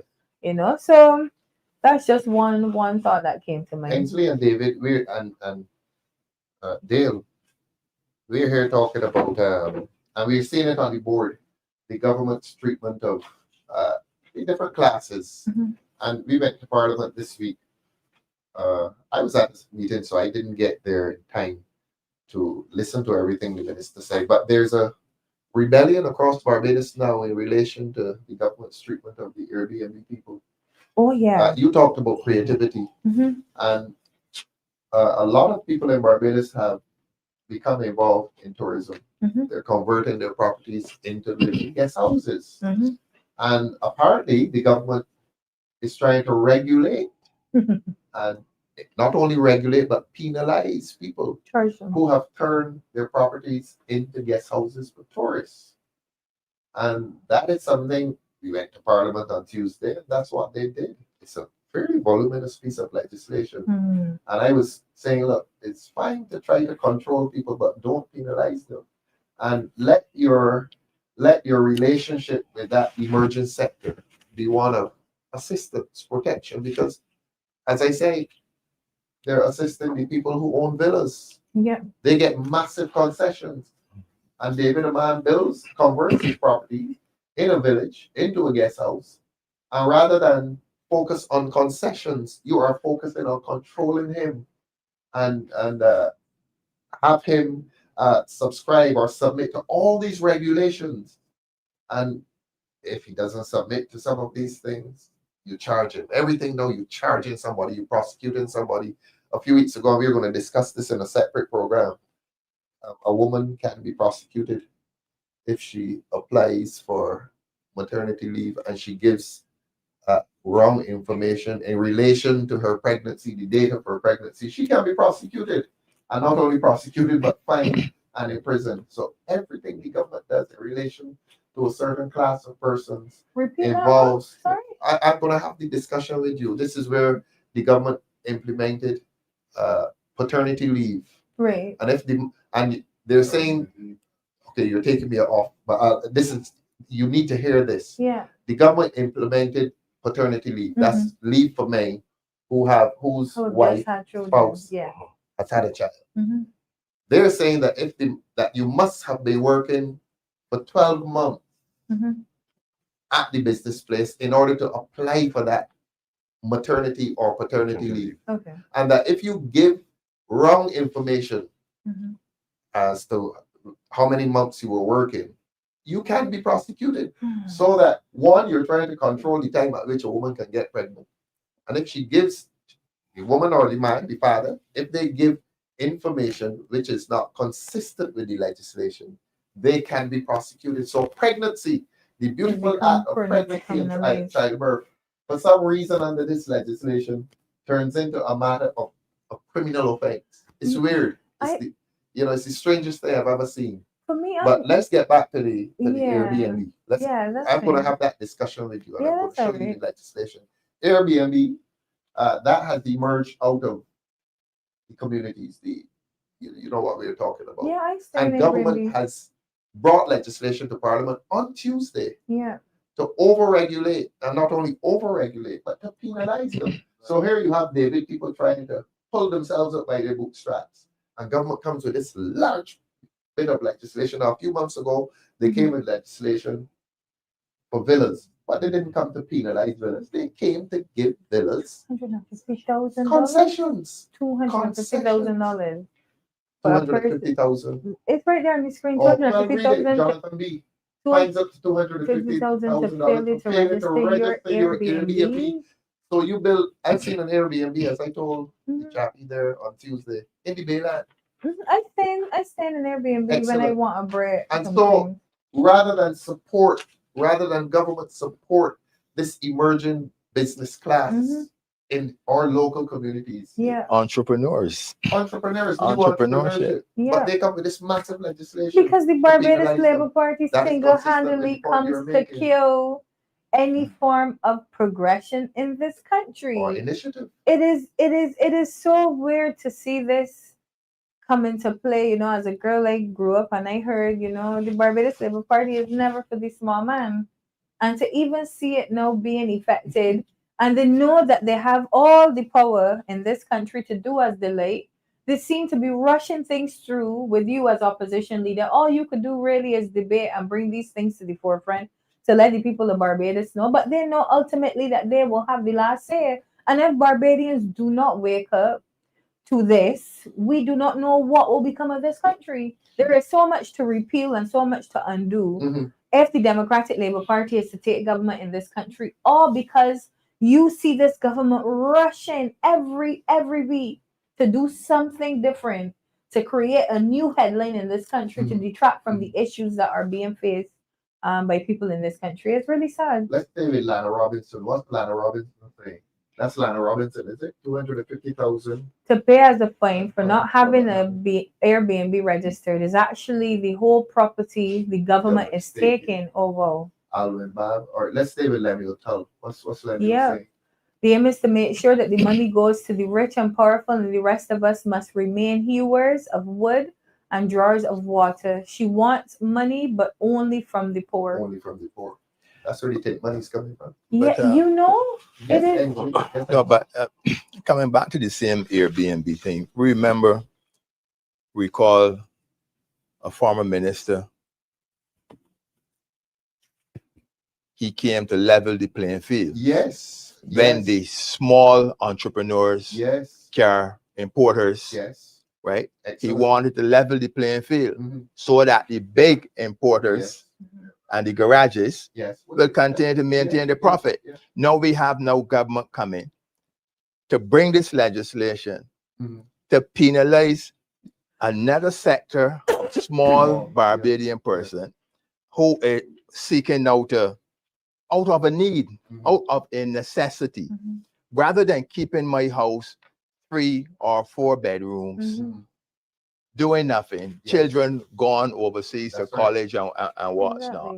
Let me improve my dwelling and make it accessible to persons coming in.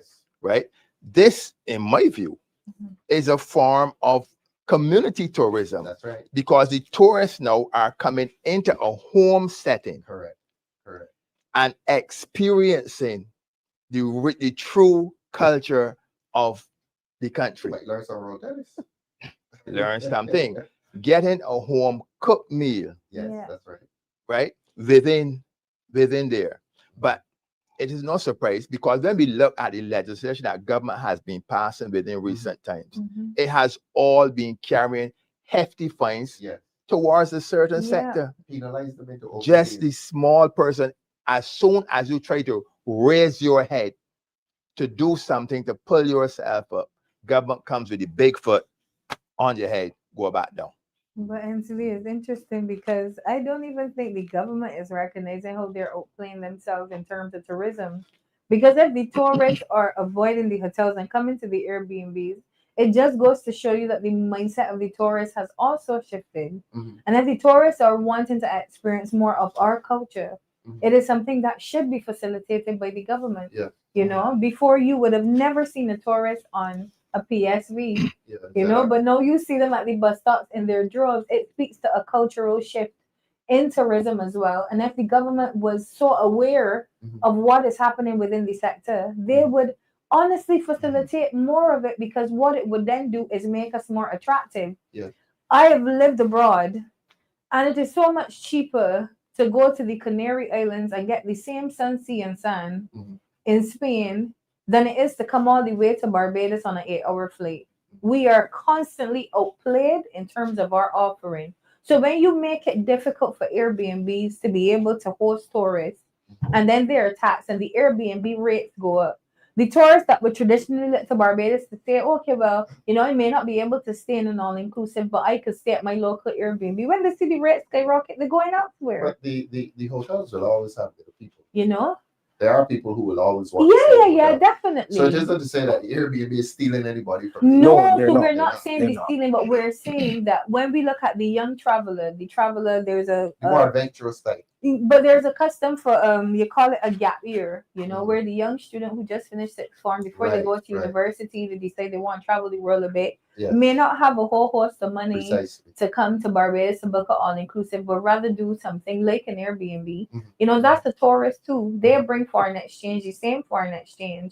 So Mm-hmm. it seems as if we are now being governed by a people who only focus on the big shots and the Yeah, high rollers, and you know who's bringing the millions and the billions, but forgetting that money is money, and you know 100 cents still add up to $1. You know, at the end of the day, so it is troubling that this government that is so large, this cabinet that is so large, ministers, junior ministers, consultants, all the way Senior down, ministers. cannot even sit and recognize that there is a trend across the tourism sector globally, Mhm. and we are constantly missing the mark. We saw it in the World Cup. We missed the mark with the World Cup. The World Cup was a flop. Let's be fair.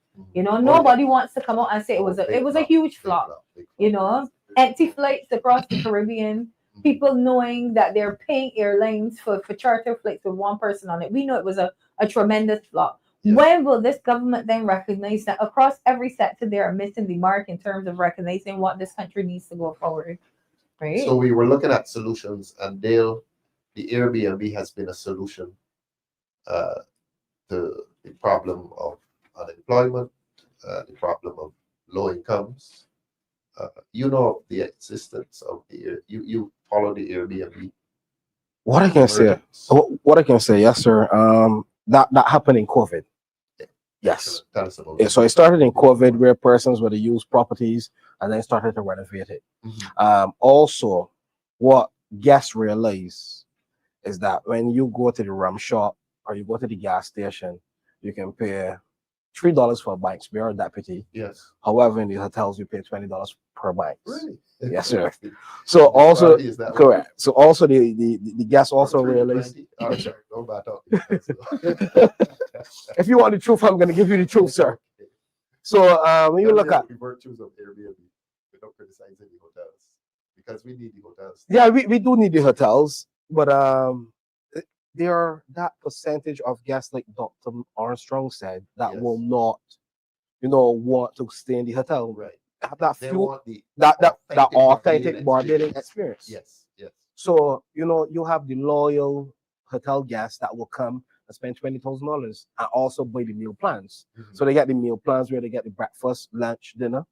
Because not all hotels are all inclusive. So when you're not an all inclusive hotels, you offer the meal plan so that you will keep your guests engaged. But the guests don't want that because these guests are accustomed having the same English breakfast, eggs Benedict overseas. So they want to have that authentic BHM. A lot of persons also converted their space into Airbnb because the welfare takes too long to pay welfare as it relates to accommodation. So we have a lot of cases in Barbados today. You have a rental property, you accommodate a vulnerable family. Welfare take about 8 months to give you a check.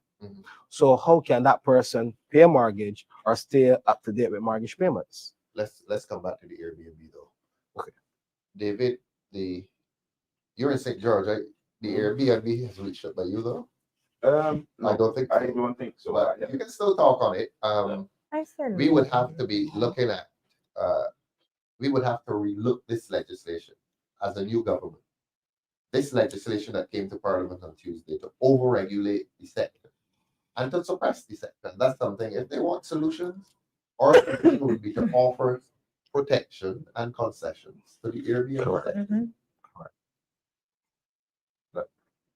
We know what the problems are. We already know that the government, to digress slightly, these new regulations, these new things that they bring to the house and pass, who really are the authors of these things? because a lot of these Government. things. But who does this? Who sits around a table and determine that these are the things Before legislation reaches parliament, it comes from the cabinet. the cabinet. That's the final decision. Okay.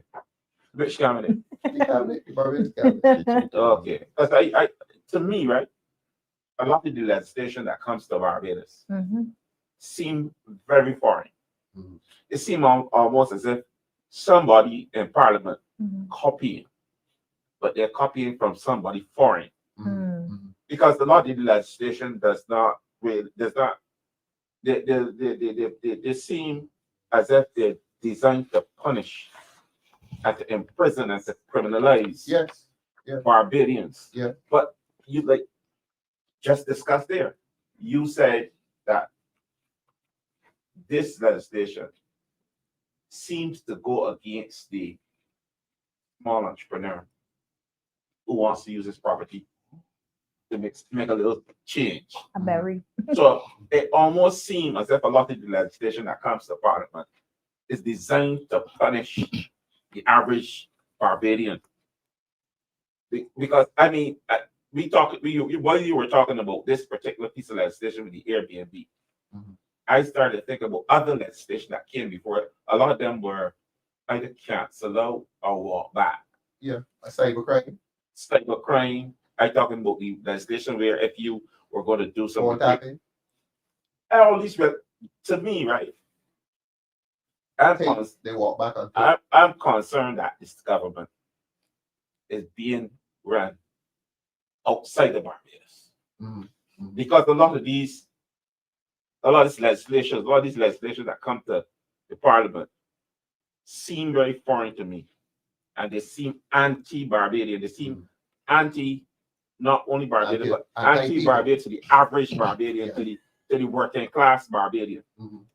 And these fines, these fines, something is not right. If a man trying to make $1, you can find the man $250,000. And the property may be valued at $250,000. No, but if the property only valued at 150, he's still short by 100,000. Precisely. So my reality is that something is very wrong with a lot of the legislation that seem to come through Parliament.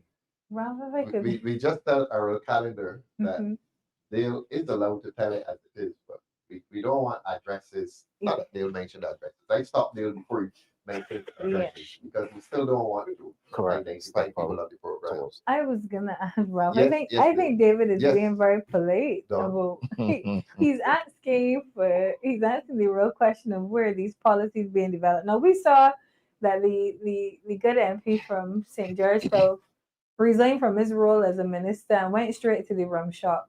I think one could assume that these is it based in inebriation? We don't know, because it really seems as if there's really no thought going into what's being said. It just seems nonsensical. I don't know if people are afraid to say it. I don't know if people believe that, because of this intellect of, I guess, what they think or what they expect of members of parliament. We've seen members of parliament before being men and women of high intellect. So we believe that somehow this is something that transcends to know. But I could tell you for a fact that the elected members that we have now lack,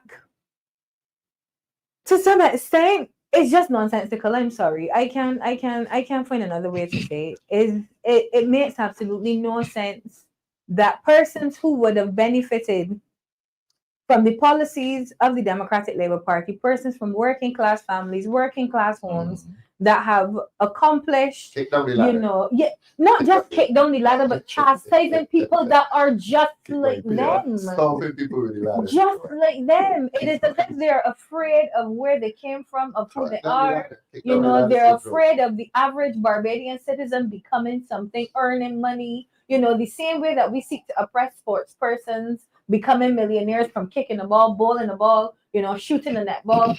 It is this culture of trying to hinder the potential of every person in this country, well, the majority, it seems as if we're afraid for the masses to have something and to become something and to become somebody than we are for people who we think should be. We think that the privileged should have everything and everybody else should have nothing. We don't think that you need the government. No. I think I'm speaking to the government and the policies of this government. Yes. So whereas Rihanna Thornton is saying in 2017, I used to work for $269.70, was still able to pay a bill, groceries, and still party. You know, this is crazy. I'm working for way more now and can't catch a break. That's interesting. You know? So and she was working for $269.70 in 2017. Per week, I think. You know, so the decade probably wasn't as lost as we thought before. In 2017. 8 years ago. People need to understand that what's happening now. Thanks, Ms. Thornton, for that. It's just rooted in nonsense. It's not foreign. It is not foreign at all. This Barbados Labour Party government is seeking to keep the masses oppressed, begging on welfare, throwing out a low bone ever so often, hold your $300, but you gotta line up in the sun for it. You know, they don't want Barbadians to become better, because if Barbadians become better, they are no longer dependent on the government for their livelihoods. The Barbados Labour Party wants their citizens to continue to be mendicant, begging, and poor. And that's the truth. Anti-working class legislation shows that the BLP is out of touch with Bajans. And it always has been. It's just that the economy was better before. We are now dealing with, you know, unprecedented times, unprecedented hardship, and this government is continuing to perpetuate that hardship. I just wanted to say a little bit on the Airbnb concept or aspect. Remember in 2007 at the World Cup, we had the World Cup. Yes. Prime Minister Oinasa was asking Barbadians to build on something, right? Because we expected this great surge of persons coming into Barbados. Well, I can't remember. I can't remember. So had the people gone, I mean, some people actually did it. Some people did, yes. Some people did it. Some people seek to improve certain rooms and what was that? That was Airbnb, but nobody didn't know it as that name, right? But at that time, he was saying to Barbadians, do something to get $1. Yes, that's right. Right? Persons are doing it now, but this government is saying that the heavy hammer coming down on you, right? $250,000 fine. Suppressing the creativity of which Don spoke earlier. You know, Pedro hit it on the head. Don, that is socialism. What's the name of the youth arm of the Barbados Labour Party? Not the League of Young Socialists. Yeah, not the League of Young Socialists. You know? No. Esther Lou says, well said, you have a fan. Do I? Read it. Well said, Dr. Domery. Thank you, Esther. But yeah. Yeah, Don, we were talking about the football as a solution, to the social problem. Your football competition, then you said, would be parish-based. Tell us about it. Parish-based. There are community centers across this country, and I would never stop singing about the benefits of community centers to community development across this island. A lot are closed. A lot can be reopened. Blue would tell you, and Robbie said, so the one in finance is closed. Yeah. Grisette's is open. Grisette's is open, but I think it's more of a social space. So it's not just for sports, it's for any person to book. Same as Eden Lodge. There was a summer camp running over the summer. So persons within the community are allowed to book and utilize these spaces. So it's not just for sport, but what we can do is actually use these community centers as hubs for sport, because everyone knows where their local community center is. So let's say across St. Michael, and I'm just going to guess at let's this come point. to the city then. Sorry, I apologize. We had a meeting in your constituency. Yes, sir. Emerton. Yes, sir. And that community center is closed. The wooden one. Yes, sir. It's closed. Yes, sir. How the community center is in St. Michael East? What's happening there? One in the Ivy. The last couple of months it was under repairs, under renovations. I don't know what happened recently, but That's the only community center you have in St. Michael East? Yes. I think so, yeah. Yes. Mm. Yeah. Yes. I believe it's still under renovations. So it's closed. But yes, And because the for mere these fact that we renovations, had our branch meeting at headquarters Right, signifies right. that it is And closed. Rodney, our friend Rodney Simpson, one of Barbados' leading sports and community activists, he had a women's cricket tournament Always does. I Up played in one of there, his tournaments as a younger girl. recently, Mhm. and he lamented that the government did not give him a lot of support Yeah. at all. And he Yeah. brought teams here from England, women's softball cricket, I got very little support. I played in one of Ronnie's tournaments as a teenager, and it was the highlight of the Easter vacation back in my day. Excellent. It was around that time. The Yes, it was. the softball tournament. Actually, his tournament allowed a lot of us to break into the hardball cricket. Yes. So what happened was that they recruited us, us with a faster arm. I was always a bull. I could never throw. So my arm always used to go. So I even used to bowl the softball. But what I did is that it allowed a lot of girls who had the speed to throw the softball to then be recruited into the hardball, which was kind of localized to BC at the point in time. And that's how I felt a lot of us got introduced to the hardball women's cricket. So Rodney was very instrumental in terms of actually creating that talent identification Yes. as well Yes. within the softball cricket. Congratulations to Rodney Simpson. Sports activism and community activism need Rodney Simpson Yeah. in the communities. David, community centers in St. George North, what's going on there? Active. Active? Nice. Yeah, The James Bryan is in your constituency. Yeah, right. How is it going out there? James Brand is well utilized. Mhm. We it's a morning gym about 6 o'clock in the morning. There's the evening gym. There's football. Market Hill is still existing. The club, Market Club Club is still there. Yeah, it's still in existence. That's Uh, nice. Former police officer Phillips, he got my wicket up there. He's still playing. Johnny Phillips. Oh, John You know, Phillips. you know. Yeah, Philip Grafton. Yeah, John. Grafton. Grafton Phillips, right. Well, He's retired now. We can call his name there. well, we call him John. He's still active up there. Well, no, I don't think John is really into. I don't know if he would still be able to get it. But the cricket club itself, how is it going? Market Hill is still Market, Very they're much. still playing. still Used to be a BCL George. thing. You know where they were before they went there? St. Helens. You mean really old ground? What? Yes, Oh, next to the church. You mean St. Augustine's? Yes, Augusta. Oh, that was long. The famous ground. That was long That's ago. long ago. When you had to call the bowler. Precisely. You had to, the umpire had to tell you when the bowler coming up the hill. Yes. Yeah, that was very interesting. Very interesting. But I know, and I asked you for a couple seconds. Yes, to please. know that we're on to cricket Yes. because this We're coming evening, back to you on cricket. this though. evening I went over, and this is I'm digressing. I went over to a pavilion right next to the St. George Parish Church. Mhm. Pavilion is named after George Bradford. Yes, I saw that. And I can't remember the other name on the pavilion. Named after two persons. Uh-huh. I went over there to view George Bradford's body. Pavilion is badly located though. But Yeah. you go on. Yeah, but I went over there to view George Bradford's body this evening. Mhm. Um, At the church or the pavilion? at the pavilion. At the pavilion. Yeah. That's a nice gesture. George was a cricketing icon Mhm. in St. George, Yes, he was. and he went through a lot recently before his passing. And we also lost another cricketing icon in St. George, a gentleman called Glenroy Lovell from Glenroy Lovell. Who's that right play for? I think he's Sheffield. He played for Sheffield. NBC. Glenroy is his nickname was Cricket. Mhm. So a man with the name Cricket obviously Yeah. had to be a good cricketer. Yes. So we I lost. love the game. Yeah. But we lost Two icons. two icons within a week. Mm. Like we lost Glenroy the Veinster, and George was a big name in Barbados. yeah, First very in big name. I cricket. think he played Back- for Bank Yeah. at one point in time. Back- Right. No helmet. no So help. I definitely want to take this moment Yes. to express my deepest sympathy to the families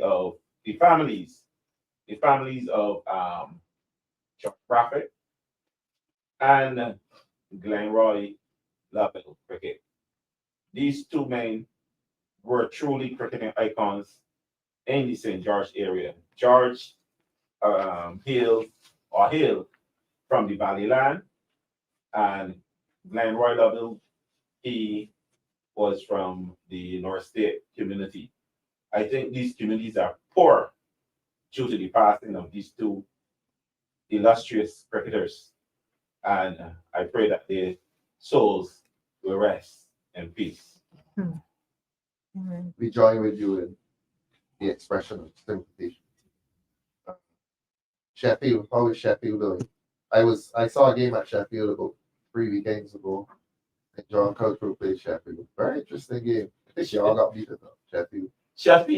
Sheffield is still, I be honest with you, I have not spent a lot of time in Sheffield You area. have to get to Sheffield. I spend most of my time in Market Hill. Oh, I see. But Colin Spencer's lucky for me, I have Colin Yes, and Stefan Watson down there, good. making sure that Colin is Sheffield, president of Sheffield, isn't he? I think it might be Stefan, Oh, okay. but Stefan is the chairman of my branch. Yes, and, I'm aware. Colin is a resident supporter and coordinator in that Sheffield area. And I think as long as those men are around, it will always be at Sheffield. Yeah, you need, which tells you always need community leadership. Oh yes, yes. And Colin Spencer definitely is a community leader. He is a community leader. You know, And that's What- to the community. what would Sheffield be without Colin Without Spencer? Colin. Don, we're gonna have to come back and discuss Yeah. the professionalization of cricket at first division level. Mhm. In your absence, I was boasted about our discussions Yeah. at Maple and so on. Yeah. We're No, gonna that's have to come fine. back and discuss that. We said we were gonna look at suffering in Barbados and the solutions. We did a lot. We did about an hour on the suffering. We looked at some Yeah. of the solutions. I don't mind that the discussion went in various directions. Mhm. We need to have free discussion. Any final comments? Don, you start. No, Ladies first. I was gonna say that You want to read Is- that? we don't know. We have to do a consensus to see whether or not the rural constituencies have more community engagement in that regard. Because obviously David is in That's St. interesting. George, and That's interesting. he's mentioning that it's thriving. The Yeah, the community community centers engagement. there, but we as In the candidates urban parts in of urban Barbados. parts of Barbados, it seems as if there is Yeah. a What is that? Crime deal? no, it just seems as if suppose there's an attack on urban communities though. Suppose there is a case where, they're not wanting Vice urban versa, communities yeah. to thrive. Correct. Because we know that urban communities are heavily populated as well. So I mean this is just probably me being, a psychologist and starting to analyze it, chalk for cheese kind of thing. Mhm. All the crime is centralized, to urban constituencies and It's in the communities. country too. It's in the country too. I want to ask a last question. Mhm. Optimism. Yeah.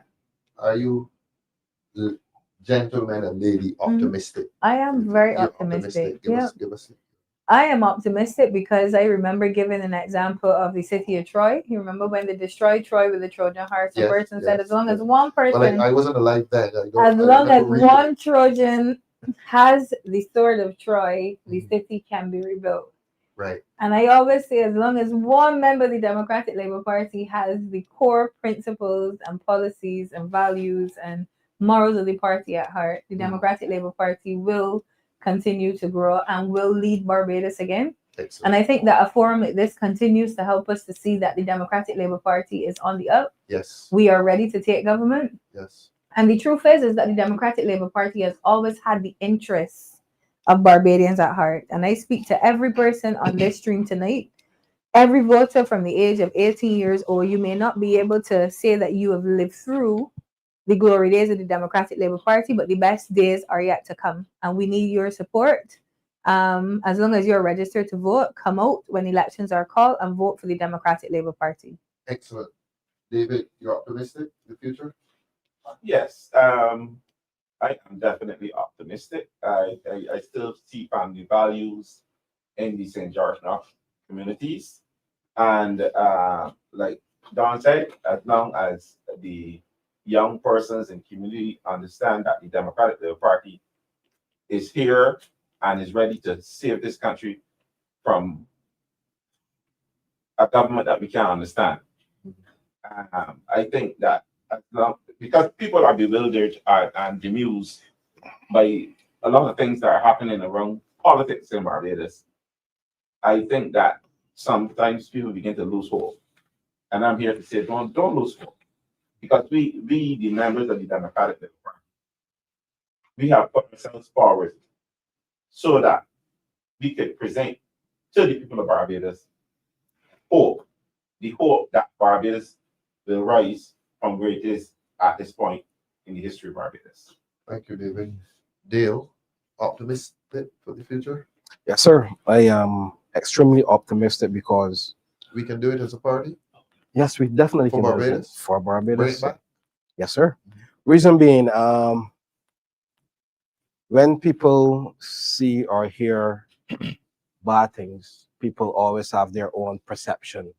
However, I look at the lens different, I look at the angle different. Right. Reason being because once we are given life, Yes. we are given that chance and that opportunity to make a difference. So if we make a difference by impacting lives, we can then also spread that love. We can also spread that change that is needed. When I sit down and I look at the Barbados Labour Party, I was asked this question this morning, why I chose to be a candidate for the Democratic Labour Party. The Democratic Labour Party has always represented the working class and poor people. Yes. Democratic Labour Party under the very excellent Arrow Walton Barrow give us free education, and I will serve with the Democratic Labour Party, and I know we will rise from the ashes like the phoenix, and we will become the choice of the people because we are for the people, and we will always be with the people. Excellent. I told a lady from Barbados Labour Party supporter this morning. She said, well, Dale, you need to jump that ship. I said, no, this ship reminds me of Noah. When Jesus came down and he spoke to Noah, no one believed that he will be successful after that 40-day drought. And then, you know, when the ark was built, everybody said, he's a madman. Everybody laughed. But when they saw the rain, then everybody wanted to hop on that ship. So I know for a fact, I am definitely optimistic, and I'm definitely 100% sure that we will bring home this government. And lift Barbados. And lift Barbados. Change we can believe in. Yes. And Rowe stands for results over words every time. Results Over words every time. time. Grainger's a long name. I don't know. Thank you both. If you're optimistic. Oh man, I am optimistic. This is an exciting time for me to be a member of the Democratic Labour Party. And viewers, I want to say to you viewers out there, you have been watching DLP TV now for how many months we were going? Every Tuesday and Thursday, you are seeing the candidates of the Democratic Labour Party. You are seeing what we are offering. You are in a position to compare the Democratic Labour Party to what you get from the Barbados Labour Party. And I'm saying to you viewers that when elections are called and you go to the polls and elect the Democratic Labour Party, you're not just changing a government. You are transforming lives when you elect the Democratic Labour Party. And the Democratic Labour Party, under the leadership of Ralph Thorne, ready to lead with courage, ready to put politics or people over politics and deal with the interests of the people. And I am optimistic that that day is going to come. It is going to come that the Democratic Labour Party will be at the top of the mountain in Barbados politics once again. Thank you. Shirley, Marva Hunt, Keith Padmore, Lemuel Tell as usual. Good show, Marva says. Stephen Strickland, always with us on Tuesdays and Thursdays. Cam Har, Marva Hunt. I've read a lot of names. Tonight we looked at the suffering that Barbados is enduring. We've all ended on a very, very optimistic note. There's hope. There's hope for this party. There's a lot of hard work going on in this party, and there's hope for Barbados also. This has been our Tuesday night show. Thursday. Thursday night show. We're back on Tuesday next week. We've been doing this every week uninterrupted for the past few months, and we intend to continue. They're telling me to look at the board again. What's going on the board? So this is my way of bringing some community back to Cape Hill. Our campaign office is officially open, and you saw me. Yes, please advertise. Yes. Yes. So the barbecue was such a huge success, and I didn't get a chance to thank everyone. I didn't even get a chance to get my usual photos. So thank you for everyone that came out and supported the barbecue. Give people in St. Michael North directions to your constituency office. Literally come. Well, everyone knows the old meat shop, calls that ours bar. That's by coming back. You wouldn't know that name. Coming back Yeah, to the shop. So Upwell Gap. So you just literally come up Go to and you just continue to bends. drive as if you're going towards the junction that will lead you to. And it's a pretty house on the left. Yeah. What color is it again? We It's don't not want to funny call it colors. It's not blue and yellow yet. Okay. But what we're trying to say is that the Democratic Labour Party in St. Michael North is now starting to lay its roots. And what we've decided to do every Friday, I love to throw down. Believe it or not, they didn't even believe that I cooked all the food for the barbecue, even though I stood in front of a store from 7 a.m. How much money owe you for that barbecue again? Ralphie was talking about that after, right? But it was so good that we decided to continue with our after work Friday limes where persons can come, unwind. We've got a nice setup in the yard. You can come through. And we are actually using the monies from our limes to actually reinvest back into the community. We've decided that our first initiative, we're going to be focusing on our back to school breakfast program. So it's something that I started in St. George South when I would allow children to come into the campaign office at the time and get a hot breakfast meal. And you're going to do that again? Yes, we're definitely going to be doing this in Belgap. And persons already know what we have going on at the campaign office. Excellent. So we're starting with that, and we're heading on to developing our food vouchers program. Now, I'm one that I would always say, don't let the food hand for voucher politics. But when you canvass now, you have to come with something. Yeah. And there are some households right now that, Ralph, believe it or not, people cannot eat. And I feel it would be a disservice for me not to be able to contribute to that. The issues that persons faced in 2018 are the issues that they face now. Correct. And putting food on the table is the number one issue within households in this country. So you're doing vouchers? Vouchers, most not definitely. hampers. No, everything that you do right now, because I think people deserve to be able to go, have the dignity to go into the supermarket and choose what they want. So every bit of money that we raise is going into getting those food vouchers so that persons can go into the supermarket. We won't name the supermarket. Do their dignified shopping. Go into theirs and do their dignified shopping. Dawn, you're a winner. Dale, so come out and support. You're a winner. Ensley, you're a winner. David, you're a winner. This is a winning team. They're telling me to pay attention to a meeting on Sunday. Yes. Sunday. Yeah, so this Sunday we have the St. Michael Central branch meeting at our Howard supermarket. We have Jamal Sandiford, one of the speakers. Outdoor public meeting. Excellent. So we have Jamal Sandiford, the candidate for our Northeast. Correct. We also have Senator, the Giant Killer, correct. We also have Senator Worrell. Senator Andre Worrell. St. Michael Central. St. Michael Central. Yes. We also have the Dynamic Deal Road. From the city. And we have our president, opposition leader, Mr. Ralph Thorne. Yes. So I'm encouraging everyone to come out and support us. It's gonna be fire. Don't miss it. See you there. And also I want to congratulate 5:30 Senator Worrell. Yes, 5:30. Why not 4:30? We might be canvassing. We're going to get an early start. Yes, Senator sir. Worrell, we're going to get an early start. 5:30 sharp. 5:30 on Sunday by Howard's Supermarket, the car park, St. Michael Central, Senator Andre Worrell, City, Dale Rowe. I'll be there speaking as well. And who's the other one? Northeast, Jamal Sandiford. Yes. Nice name for the DLP. I just want to say one thing really quick as it relates to being optimistic.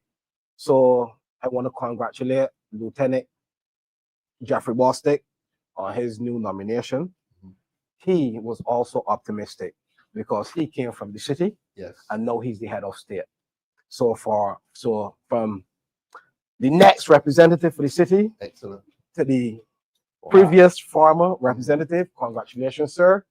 And I hope that you do a fantastic job in your new appointed role. Very, very well said. We're big people here in many ways. Good night. God bless you. See you on Tuesday.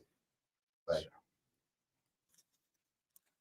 There are people who are struggling out there. There are people who are struggling out there. There are people who are struggling out there.